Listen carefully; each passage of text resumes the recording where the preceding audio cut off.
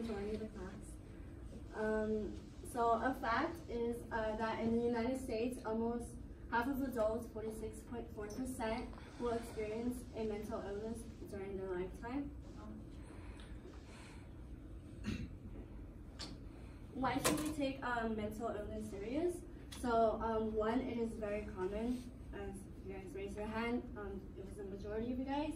And then you yourself could also have it without knowing it. And then it can not only affect you mentally, but also physically.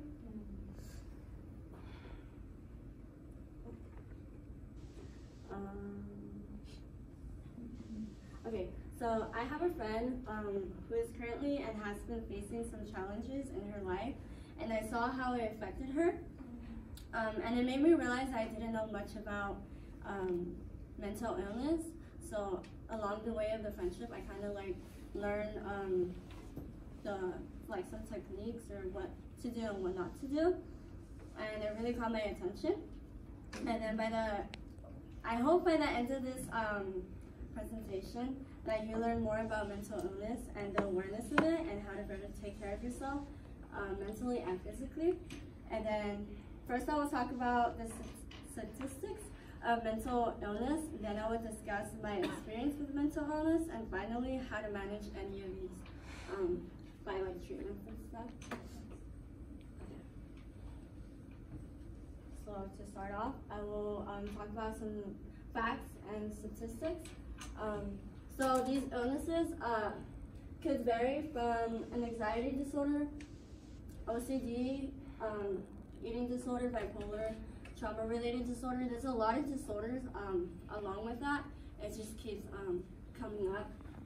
And then, okay, so of adults in the United States,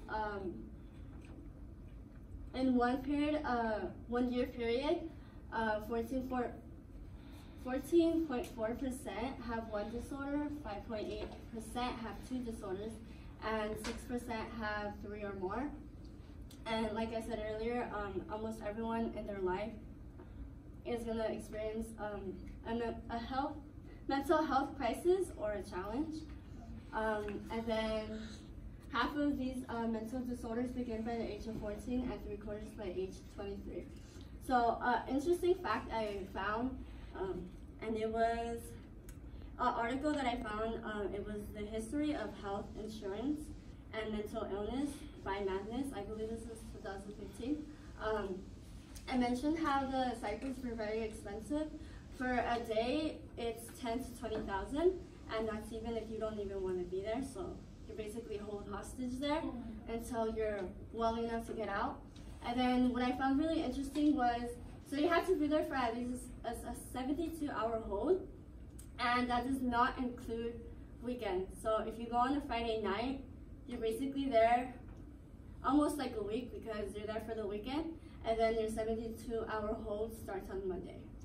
So that's what I found very well. So a lot of mental illnesses can be caused by stress, school, and personal events like abuse, traumatic events, or it can also be inherited. So next I will talk about my experience with mental illness and what I learned.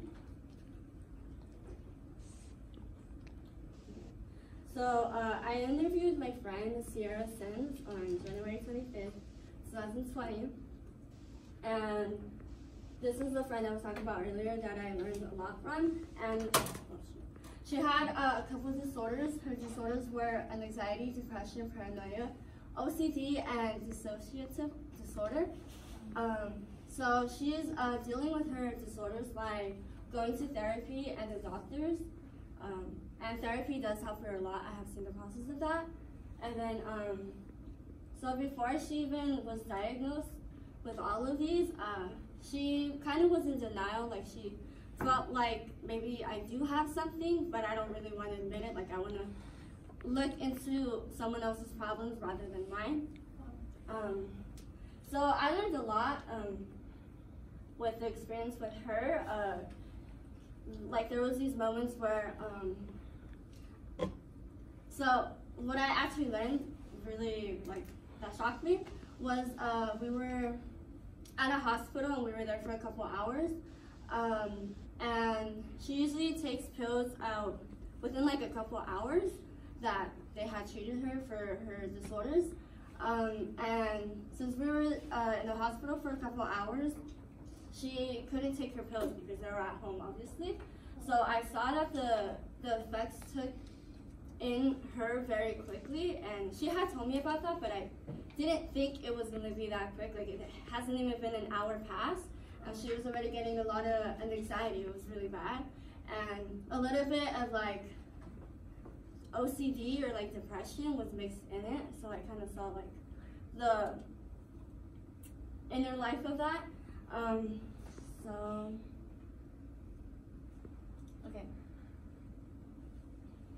Okay, now that I have talked about my experience with it, we will now be discussing how we can prevent these mental illnesses in the long run.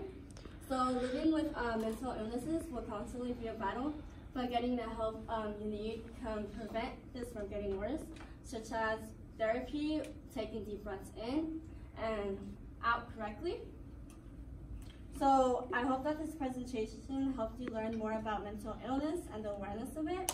And now to wrap this up, I will end with a quote by John Green: "There is hope even when your brain tells you there isn't."